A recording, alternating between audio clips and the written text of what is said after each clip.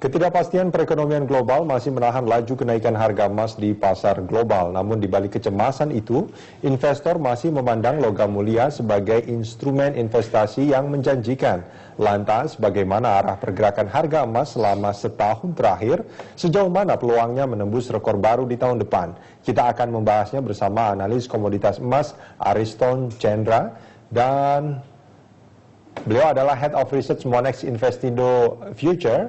Dan kita juga nanti akan tersambung melalui sambungan telepon dengan Mulyadi Chung, analis komoditas emas, dan kita juga nanti akan tersambung dengan Direktur Bursa Berjangka Jakarta Roy Sembel. Saya ke Mas Ariston. Ini kalau kita bicara soal kalau saya tidak salah, itu pada awal tahun kisaran harga emas sekitar 1.700 US dollar per ounce, dan kemudian diprediksikan akan berkembang hingga 2.000 hingga bahkan ada yang menyebut sampai 3.000. Tapi nampaknya ini pergerakannya hanya di kisaran bahkan 1.500 dan sempat mencapai 1.900, tapi itu hanya sebentar ya. Nah, ini prediksi harga emas sendiri hingga akhir tahun nanti yang tinggal sebentar lagi ini akan seperti apa?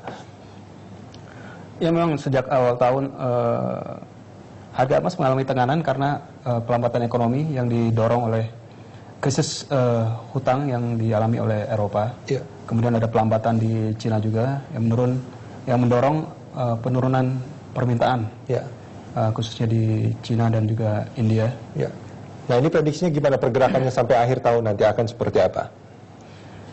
Kalau secara garis besar, kalau kita lihat grafik emas bulanan, itu sebenarnya tren harga emas masih bisa dibilang cukup bullish. Cuma karena menjelang akhir tahun ini ada isu yang cukup penting, fiscal cliff ini yang mendorong kekhawatiran para pelaku pasar, sehingga menekan pergerakan harga emas cukup signifikan. Jadi selama dia tidak menembus level 1.625 per troy ounce, emas masih bisa bergerak di kisaran 1.700 lagi. 1.700 lagi ya. Baik. Tadi dikatakan bahwa kisaran harga emas hingga akhir tahun ini pergerakannya masih akan sebetulnya berarti tidak berubah dengan harga pada awal tahun ya, sekitar 1.700-an. Ya, ini apa yang membuat harga emas menjadi demikian sulit untuk diramal sebetulnya?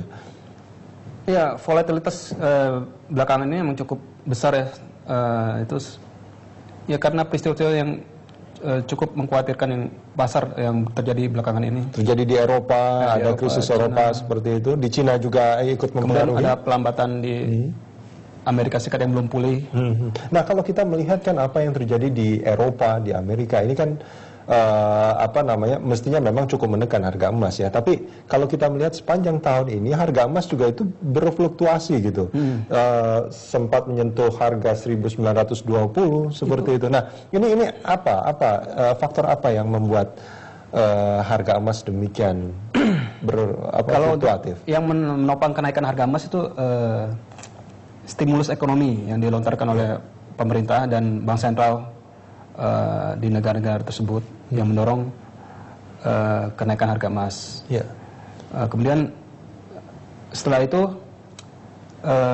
pasar dihadapi oleh kenyataan bahwa negara di dunia itu mengalami pelambatan ekonomi dan jadi kembali mendorong harga emas turun.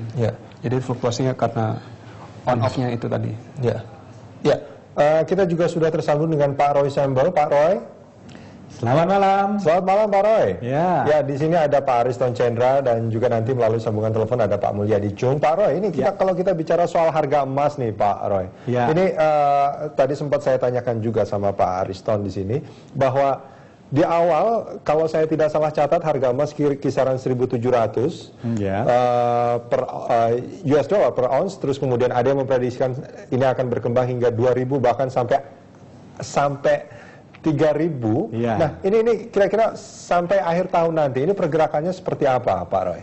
Ya, kalau bicara akhir tahun kan nggak sampai 1 bulan lagi kita. Sudah akan selesai ini ya. Iya, rasanya sih pergerakannya masih seputar 1.700 plus minus lah. Jadi tidak akan bergerak secara signifikan.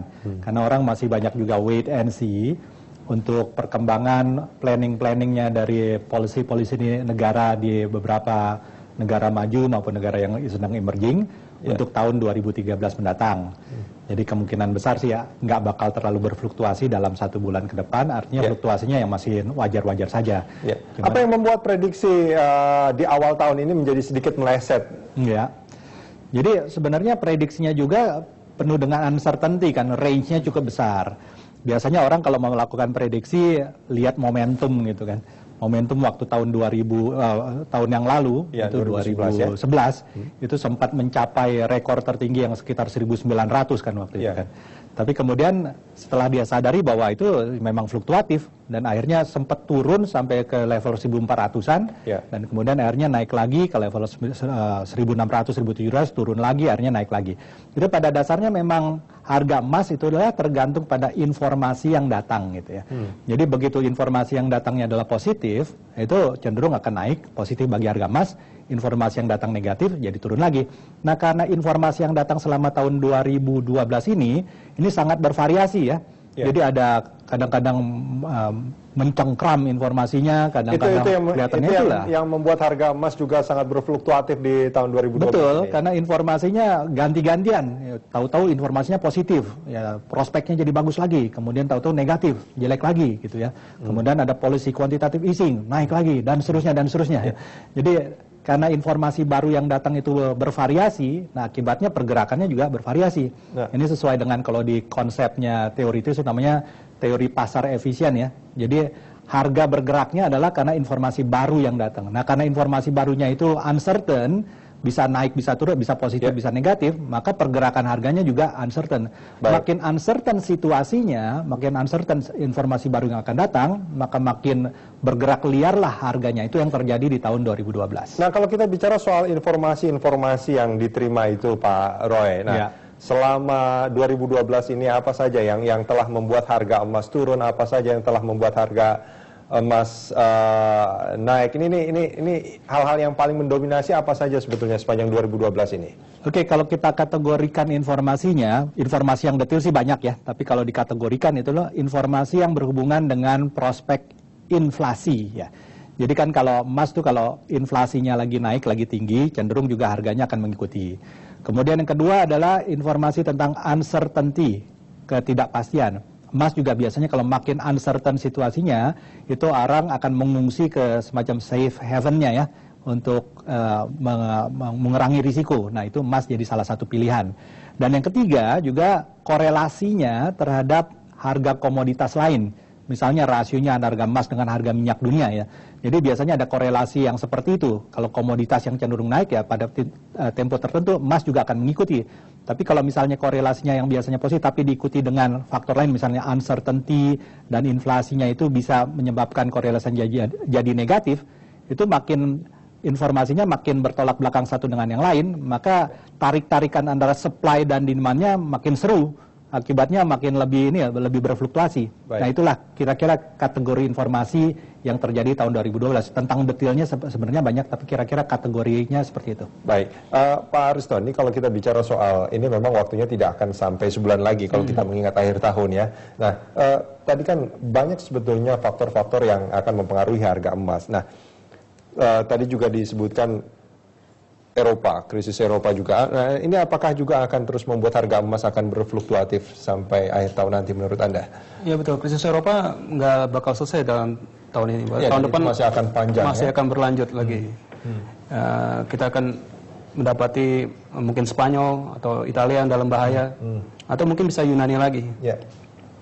Dan itu akan mempengaruhi sentimen pasar dan memberikan sentimen negatif ke instrumen yang beresiko. Nah, komoditas emas ini juga termasuk instrumen yang beresiko karena dia masuk golongan komoditi juga, selain juga statusnya sebagai safe haven. Iya, baik. Pak Mulyadi Co. Malam. Malam Pak Mulyadi. Ini kalau kita bicara di sini ada Pak Roy Sembel dan juga Pak Ariston Chandra, Pak Mulyadi. Selamat malam Pak Roy, Pak Ariston. Malam Pak Mol, Pak Ariston. Pak Mulyadi, ini kita lagi bicara soal prediksi pergerakan harga emas hingga akhir tahun. Nah, analisa Anda sampai akhir tahun akan seperti apa? Oke, seperti tadi dijelaskan oleh Pak Roy, memang banyak sekali faktor yang tidak menentu ya akhir tahun ini, khususnya mengenai krisis Eropa yang masih belum selesai, terus juga bagaimana tadi dirilis data inflasi yang juga di bawah ekspektasi, data jobless yang memang sedikit membaik walaupun memang masih belum sesuai dengan harapan, terus juga fiscal cliff yang memang masih 25 hari lagi kalau tidak salah menjelang diputuskan. Memang sentimennya tidak begitu bagus untuk emas. Dan kalau kita lihat seperti akhir tahun 2011, di mana harga emas terkoreksi di bulan Desember waktu itu, bagaimana banyak sekali para trader melakukan profit taking. Jadi kelihatannya untuk akhir tahun ini memang sedikit kecenderungan masih melemah, Pak. Tapi untuk sebagai investor sebenarnya tidak perlu khawatir, khususnya investor di Indonesia, karena dengan berinvestasi di logam mulia, kita secara tidak langsung menghedging rupiah kita terhadap kenaikan dolar maupun inflasi di Indonesia. Baik. Jadi untuk investor masih belum mengkhawatirkan, untuk trader menurut saya harus waspada untuk ada kemungkinan koreksi di bulan Desember ini. Baik, artinya kalau untuk investasi masih sangat bagus, tapi kalau untuk trading ini masih agak berisiko besar seperti itu mungkin Pak Mulyadi ya? Iya, ada resiko untuk penurunan yang bisa dimanfaatkan sebenarnya untuk nanti untuk membeli sebenarnya, buy on low. Baik Pak Mulyadi, Pak Ariston dan juga Pak Roy, kita jeda sebentar, pemirsa jangan kemana-mana, dialog akan kita lanjutkan sesaat lagi.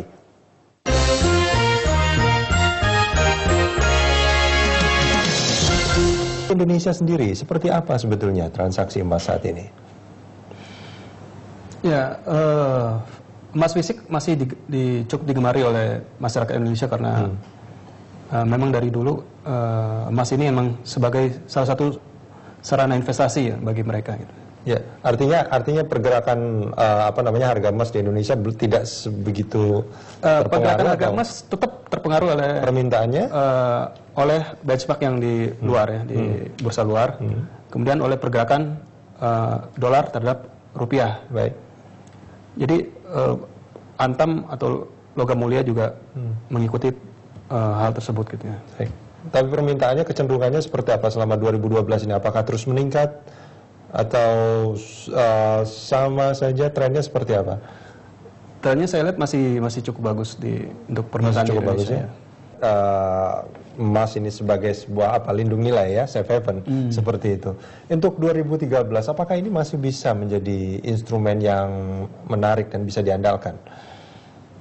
Ya, kalau untuk melindungi nilai, emas masih cukup bagus untuk melindungi nilai karena statusnya sebagai safe haven. Ya, dengan